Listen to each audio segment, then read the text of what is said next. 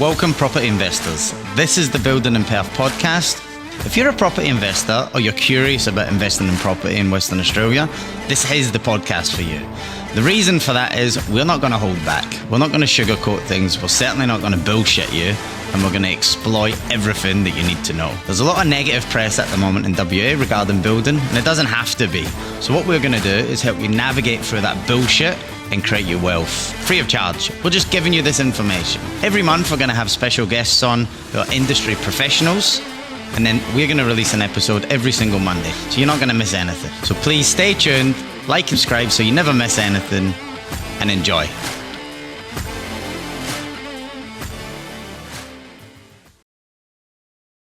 Hello and welcome back to the Building and Perth Podcast. Today's episode is with a guest of mine, Tristan Wright, who's a Eastern States investor. Tristan's located in Melbourne, and he chose to do 2 house and land packages over here in Perth. So today is going to be for all you investors over East, and just ask the hard questions. Why Tristan chose Perth over any other state in Australia. So Tristan, thanks for joining. You're the first guest of season 2. Welcome. Thank you very much for having me. You looked like you were a bit lost for words for a minute there. I'm stunned by your presence. Stunned by your presence, mate. I'm very nervous. Thanks for coming on. Thanks for making time, mate. This is obviously a good podcast, I think, for people, over in the East that are considering. I had another text last night who's actually a friend of mine in Melbourne. He texts me and goes, "What's the go with Alkimos and Yanchep? It looks so cheap compared to anywhere." And I said, "Yeah, the up and coming areas." And, he was going back and forth. So it gave me a good idea to get yourself on. So this obviously podcast will suit anybody living in Queensland, Canberra, Melbourne, Sydney. And yeah, let's start from the start, mate. So if you're okay, why did you choose Perth? Why didn't you choose Brizzy or anywhere else? Couple reasons. Brizzy's overdone. Everyone knows Brisbane's overdone. Everyone's been investing there for years, and there's not as much growth available in Brisbane. And you look over in WA, you can get a house on land package put together almost the price of land in Melbourne. So, and then we look at the vacancy rate in WA at the moment. It's in many areas it's lower than the rest of the country. So, from an investment perspective, and the amount of money that's being put into WA at the moment, it all made sense. So, to diversify and build over in WA. That's right. Yeah, that's right. Especially if you're looking to retain it, right? So if you're looking to build an investment and keep it, not sell it straight away, with the vacancy rate like you touched on, I think I believe it's the best state in Australia currently. Obviously, this will fluctuate. This will all change. But yeah, 0.4% vacancy rate. So it's insane. We're still getting 30 to 40 people applying for a 4-bedroom or 3-bedroom rental, $150 dearer than what it was 2 years ago. So if you're definitely looking to retain it and grow your portfolio and not just flip it, WA has to be insane. Well, it is insane. For us, what we've done, we purchased a block of land and split it. And that block of land in Waikiki cost about $265 from memory. Split it in half, and it's 132 and a half for a block of, each one is and only ends up being 330, but you can still build on that. So a block of land for 135 grand. Where else can you get that? So put together the package. Each of the houses cost just shy of 500, including land. Yeah. So bit less than that. And you do the maths. What it's worth now as well. Like in the build time, WA is still going up. So it just made sense for us when we were doing the sums when we bought the block of land last year in April.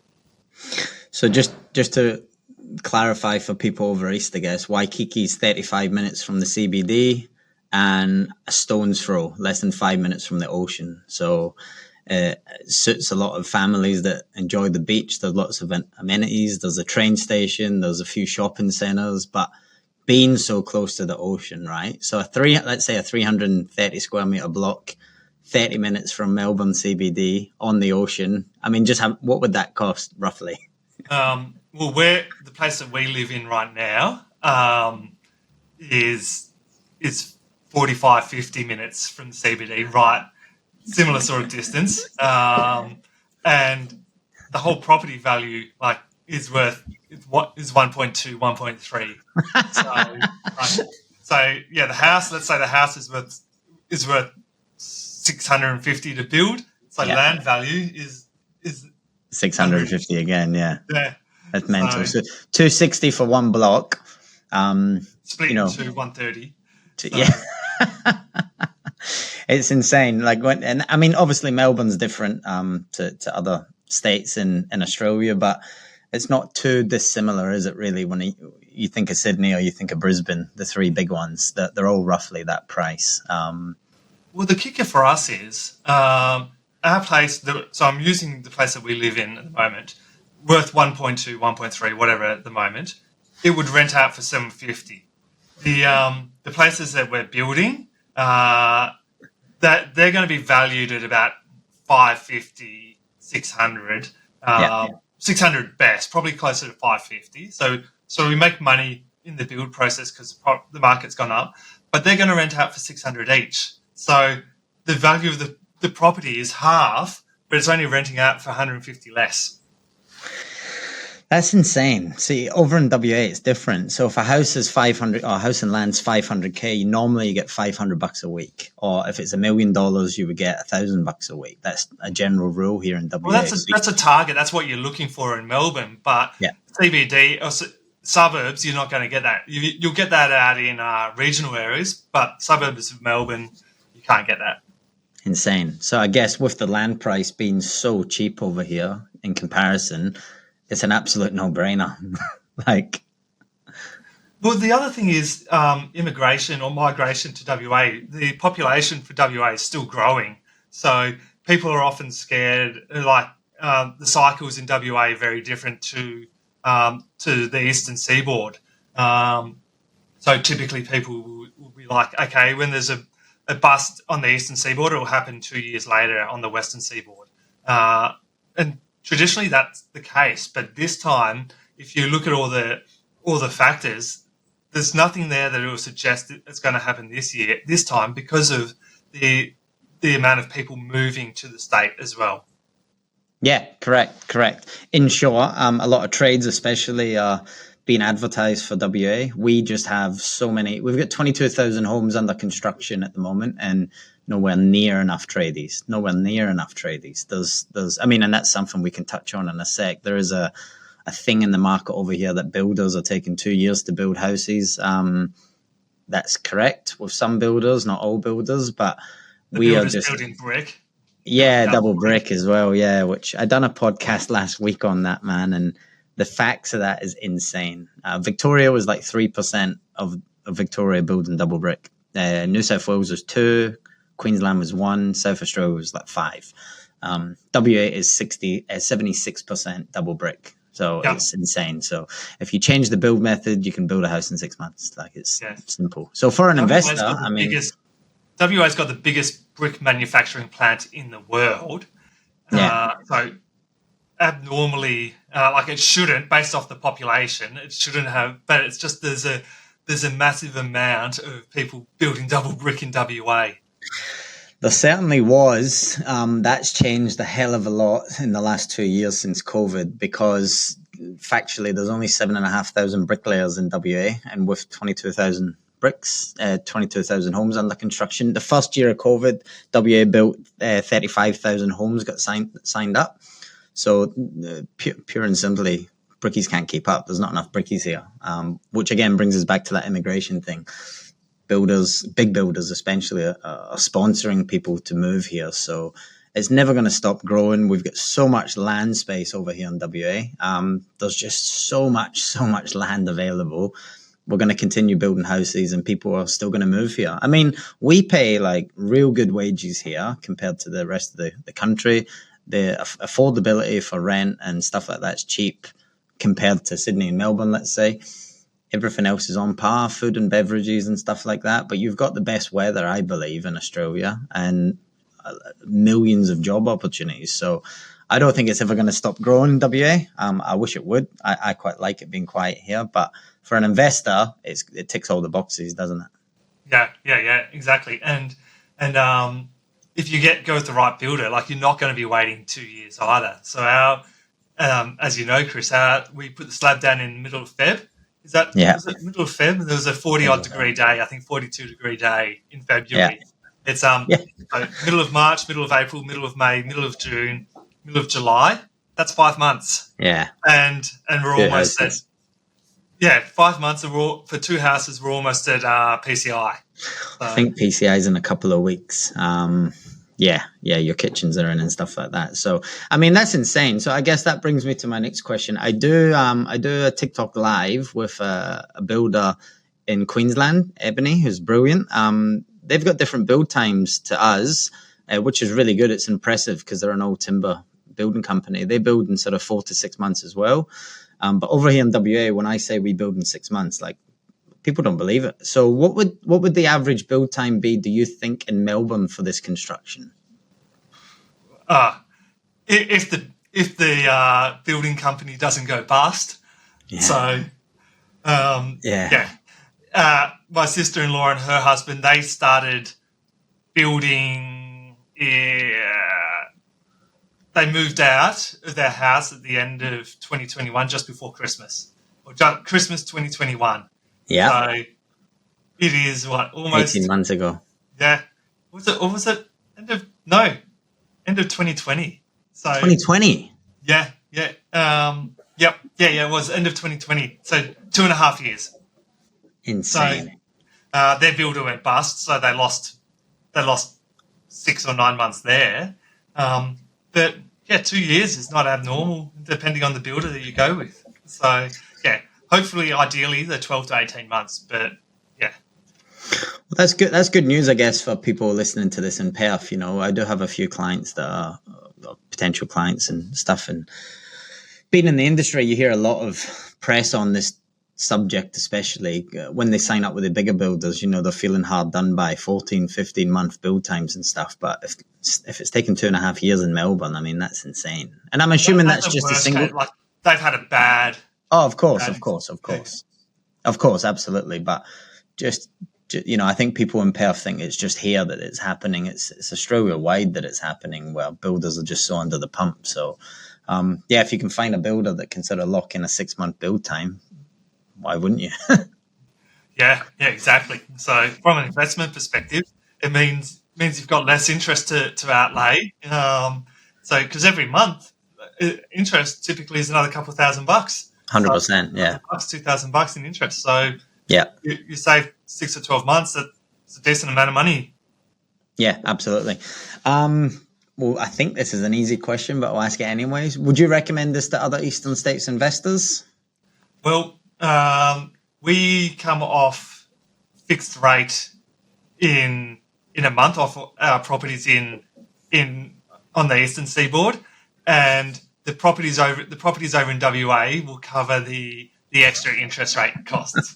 So the strategy that we've gone with, we're lucky. We've got capital growth over the build time, plus we're going to be positively geared. So for us, it's a no-brainer.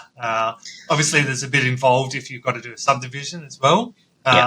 So we make a tiny bit more money because of the subdivision, but if you're doing a single one-off, it still works. Yeah. We get quite a lot of inquiries from people in mostly Queensland. I'm not too sure why, but a lot of people from Queensland and Sydney, reach out and they're hesitant, because they don't know the market. That's the biggest thing. I guess the biggest objection I'm finding when chatting with these investors from over east, they just don't know the market.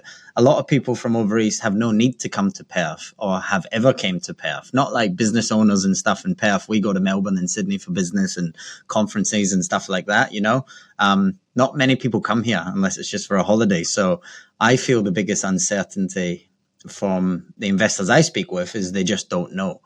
And then if I give them facts and figures, who am I? You know what I mean? Why would they believe me? So that's the biggest challenge I find. However, I'm in partnership with a few other builders with my other company, as you're aware.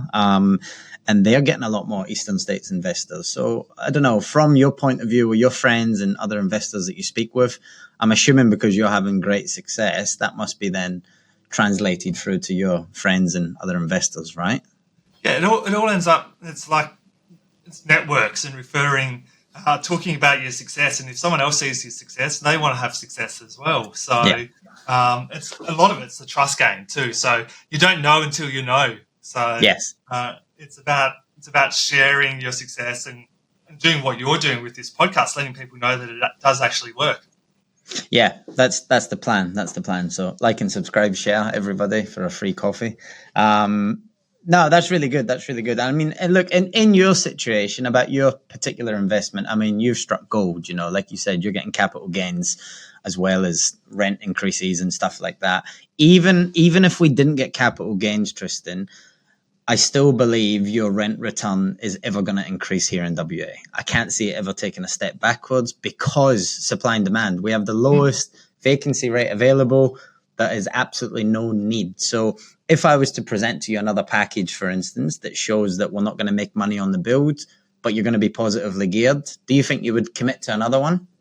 Well, part of my strategy is I need to diversify across multiple states. So once I've diversified across multiple states, I would definitely be coming back. So the short answer is no. The long answer is yes. Because literally, if you don't diversify across multiple states, there is risk. So I go 100%. Melbourne, Queensland, Sydney, Adelaide, or we're going to skip Sydney, New South Wales, and Perth. So it's going around. Like you need to, from a tax perspective, land tax, you want to go in different areas as well. But it makes sense to, if the numbers stack up, keep going. So why mess with something that ain't broke? So if it's going to make you money and it's not going to hold you back from other investments, why don't you do it? I think real estate's been forever a solid investment, you know what I mean? It's just, I think the initial capital that people have to come up with scares them off, and the uncertainty. I see the biggest mistake I see a lot of people coming to me as second home builders or third home builders. They've bought and sell the houses too quick. They're losing a lot of money on selling fees and stamp duty and stuff like this, capital gains tax. If you want a long-term strategy, real estate is obviously solid. I think just don't sell. Like for us, we're not selling any of our properties because you lose money on the transactions. So that's right, exactly. Buy and put the minimal amount down on each property as possible. So exactly, we have all the profit funneling into our principal place of residence. So exactly right, exactly. It's just, I think, with the when selling markets increase, for instance, like in Perth, the establishment market is ridiculous. I mean, people are complaining about the price of house builds have increased over the last year, which they have, no question. But that's just inflation, right? The established market is 150K for a 4x2, more expensive than what it was 18 months ago. People are getting trigger happy, I believe, and selling off their investments for that short-term gain. But once they've got their selling fees and tax and all that type of stuff, you're actually only left with 80, 70 grand that you've got to then put down and do the same thing again that you've already done. So, and the market's not any cheaper. So no. So what you're just trading. So correct. What I like, the way we do it is we just remortgage against the property, and we've got access to extra cash, and then that goes into the next investment. 100%. I mean, that's one thing as well. With investors, I often hear, I just need a bit more money to put down more and stuff like this. I disagree with that. I believe you should be putting down the minimal amount of money and borrowing the bank's money. You don't pay tax on that. Use the bank's money to fund your investments rather than your own personal money. It's crazy. But again, that's a long-term strategy, right? Different investors will have different ideas. I'm dealing with one guy at the moment that wants to, put down a sizable bit of money, up to $2-3 million, but he wants to get rid of it all straight away and flip it, which is fine. It's a totally different strategy, but then we really do have to look at getting the cheapest block of land and the cheapest house available and hoping that we've made 50, 60, 80 grand per unit by the time we get the keys. It's doing the forecast and knowing that what the comparisons are like and building something for the market. The market for sales is so hostile with going up and down. Well, rent never goes backwards. So if it's a long-term strategy you want with renting it out or leasing it out, you're pretty safe. If you're forecasting in 18 months that you're going to sell it for this much more, we don't know. And that's why I think what you're doing is really impressive, diversifying across all states except New South Wales. Because, if the market shits itself in Perth, for instance, you might be doing well in Melbourne. If the market shits itself in Melbourne, you might be doing well in Queensland or wherever, you know what I mean? So I think it's a really smart strategy for sure. Yeah, definitely. That's why we're doing it, to minimise our risk, to diversify. Yeah. 100%. What feedback have you got then from, I guess, building in Perth? Is the communication been good? Has there been anything that's different? Has there been anything that, materials that we've used maybe that you wouldn't see in Melbourne? Or, how's the process been?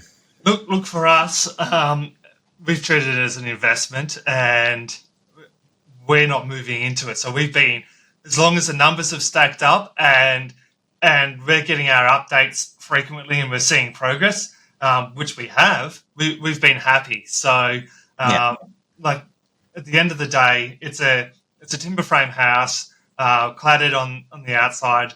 And for us, we just want a strong, sturdy house that's going to last for a long time. That's going to have minimal maintenance, and the way that it was designed was for just that. And like working with you is just, we get photos on, like you send us videos and photos on Facebook Messenger, like as well. So it's not just the updates that you send through via email. It's when you're out on site, you randomly send videos, and sometimes I randomly see a Facebook Live, and you're walking through our house and just putting it up on Facebook. So cool. Yeah. There's more progress going on. Yeah. I think that's good. I think it's important because, again, another objection I guess I feel is you can't just drive down to the site and check on it, right? So luckily, obviously for you, you're working with me on this specific project, but it's good. I feel it is good to reassure you that things are happening, A lot of builders get their stage claims and stop work. It's as simple as that. They'll use that money to then work on this house and get a stage claim here, then work on this house. I mean, we've had your house pretty much full time since day one, which I promised you. But I do think it's important that the investors, although you're not having an emotional attachment to it because you're not living in it, it's a financial attachment. So the sooner we get that thing built, the sooner you get it rented out, the more money you make, right? So it's as simple as that. So whether it's a Saturday or I'm taking the kids to the beach on a Sunday and I pop in, I'll pop through things on Messenger, like you say. But you just really want to, I guess for us as builders, we want to reassure our investors, just because you're not here, we're not working on your project, Because don't get me wrong, if Mrs. Smith, who I'm building a house for around the corner, who pops in every night to see what we're doing, we have to then constantly let her know this is the plan, blah, blah, blah. But just because you're out of sight, you're definitely not out of mind. So, but that's the standpoint we take as a company, obviously, to keep you informed as much as possible. That's it. Communication is key. Yeah. So the timber frame weatherboard look, that's pretty standard in Melbourne. Yeah, totally. Like timber frames, as we know, is normal. And weatherboard look is probably more common in Victoria than WA, I think. So here's a fun fact for you. I was on RP Data last time I was down at your house. The house next to you is a double brick house, 4x2. It's got a bigger backyard than yours currently. That's renting for $510 a week. Yep. You're on a cul-de-sac with about 60 houses, let's say. You're building the only timber frame. The rest are double brick. What was the evaluation you got that you're going to get for rent for your new house? $600 a week for both of them, each of them. So out of the houses on this street, as far as I'm aware, your brand new house, because it's brand new, don't get me wrong, but there was a few funny looks from the neighbours at the start when it was timber. I tell you what, they're all now coming over and applauding us of how quick that it's going up and how good it looks and stuff like that. Yeah, awesome. So it actually, this is one thing, I guess, with clients who just don't know in WA, it makes no difference whether it's built out of timber or it's built out of brick, how much rent you're going to get per week. It makes no difference at all. It's how many bedrooms, the size, the livability, location, amenities, and all that type of stuff. That's what drives your rent return. Nothing to do with being double brick and nothing to do with timber. So in short, if you're considering investing in WA, regardless if it's a granny flat, a double story, triple story, single story, why would you build in double brick when it's going to take triple the time? It makes no sense at all, right? Not at all. It doesn't. Which has been really refreshing working with you as to some of our WA clients who just stick on double brick. But yeah, again, you're used to it over there, right? Exactly. It's just, there's no difference for us. If you were building double brick, I'd be like, why are you doing that? Yeah, well, yeah, we get that from our Eastern States investors. That's right. Tristan, that's pretty much it from me. Have you got anything you want to share before we finish this up? Nothing super exciting, but yeah, I'm looking forward to PCI in 3 weeks. So hopefully it's in 2 weeks. So if it's in 2 weeks, it's 5.5 months for 2 builds. So that's a pretty decent effort. That I'll 2 try builds my hardest. 5.5 months. So you heard it here first. Chris said he's going to do it in 2 weeks. So 2 weeks from when this gets released, in 2 weeks' time. You actually said this morning that's going live tomorrow. Yeah, that's right. Perfect. All good. Thanks for coming on, mate. Hopefully that was a bit of information for anyone listening over East that's considering about Perth. We'd love to help. Make sure you like and subscribe, and cheers for coming on board, Tristan. Thanks, mate. Thank you. Bye.